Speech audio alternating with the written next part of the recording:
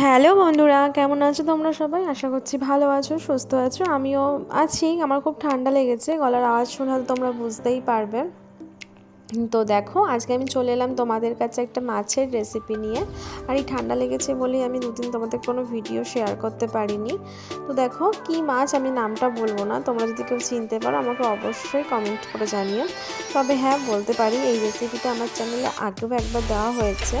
মানে এই মাছের রেসিপিটা আগেও আমার চ্যানেলে একবার দিয়েছিলাম। সেই রান্নাটা আলাদা ছিল, এই রান্নাটা আলাদা।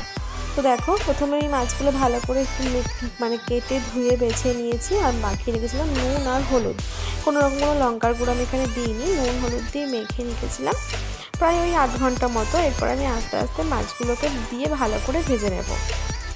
একটু সময় নিয়ে ভাজবো মাছগুলোকে, একটু মোটামুটি খুব একটা কড়া করে ভাজবো না, একটু অল্প হালকা পাতলা করেই ভাজবো। দেখো, নেড়ে চেড়ে ভালো করে মাছগুলোকে ভেজে নিচ্ছি। তোমরা কিন্তু যদি চিনতে পারো অবশ্যই আমায় কমেন্ট করে জানিও যে এটা কী মাছ। অনেকেই চিনতে পারবে, এই মাছটা মোটামুটি কম বেশি প্রত্যেকটা বাড়িতেই খাওয়া হয়। তো দেখো, মাছগুলো আমি খুব হালকা করে ভেজে নিয়েছি, খুব একটা করিনি। আর একটু আলতো হাতে মাছগুলোকে ভেজে নেবে। মাছগুলো ভাজা হয়ে গেলে আমি ওখান থেকে কিছুটা তেল উঠিয়ে রেখে ওই তেলেই দিয়ে দেবো হচ্ছে কালো জিরে ফোড়ন। কালো জিরেটা ফোড়ন দিলে কালো জিরের স্মেলটা খুব সুন্দর হয় বলে ঝোলটা খেতেও ভালো লাগে। কালো জিরে ফোড়ন দেবো। কালো জিরে ফোড়ন দেওয়ার পর কালো জিরে যখন একটু ভাজা ভাজা হয়ে আসবে, একটু গন্ধ বেরোবে, ঠিক সেই সময় দেবো হচ্ছে কাঁচা পেঁয়াজ। পেঁয়াজটা ওই ফোড়নের মতো করেই দেবো। পেঁয়াজটা ভাজা হওয়া পর্যন্ত ওয়েট করব। খুব ভালো করে পেঁয়াজটাকে নেড়ে চেড়ে ভেজে নেব লাল লাল হওয়া পর্যন্ত।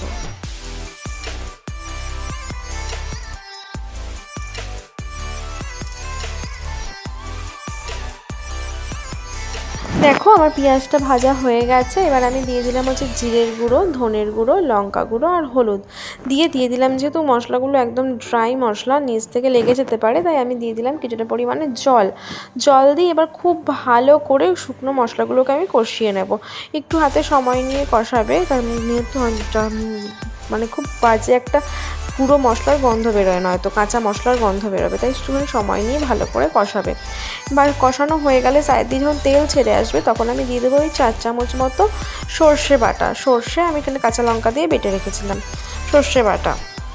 তোমরা তোমাদের মাছের পরিমাণ বুঝে সর্ষে বাটাটা অ্যাড করবে। আমি এখানে 4 চামচ মতো দিলে তাতেই আমার হয়ে যাবে। সর্ষে বাটা দিয়ে খুব একটা বেশি কষাবো না, একটু জল দেবো। জল দিয়ে কিছুক্ষণ মতো নেড়ে চেড়ে জলটা টানিয়েই, খুব একটা বেশি কষানোর দরকার নেই, সর্ষে বেশি কষালে না তিতো হয়ে যায়। আর হ্যাঁ, সর্ষেটা বাটার সময় আমি একটুখানি সামান্য পরিমাণে নুন দিয়েছিলাম। নুন দিয়ে সর্ষে বাটলে সবাই বলে যে সর্ষেটা তাকে তিতো হয় না। তো দেখো, এই যে সর্ষেটা পুরোপুরি কষায়নি, কিছুক্ষণ নাড়াচাড়ার পর এবার আমি দিয়ে দিলাম হচ্ছে জল। বেশ খানিকটা পরিমাণে জল দিলাম, যে যেরকম ঝোল রাখবে। এটা তো খুব একটা ঝোল রাখে না, সর্ষে বাটায় কোনো কিছুই খুব একটা বেশি ঝোল লাগে না। যেইটুকুনি ঝোল দরকার সেইটুকুনি দিয়ে আমি ভালো করে ফুটতে দেবো। এবার একটু সময় নেব, প্রায় মিনিট 5 মতো সময় লাগবে ঝোলটা পুরোপুরি ফুটে উঠতে। দেখতেই পাচ্ছ আমার ঝোলটা কিন্তু ভালোভাবে পুরোপুরি ফুটে উঠছে।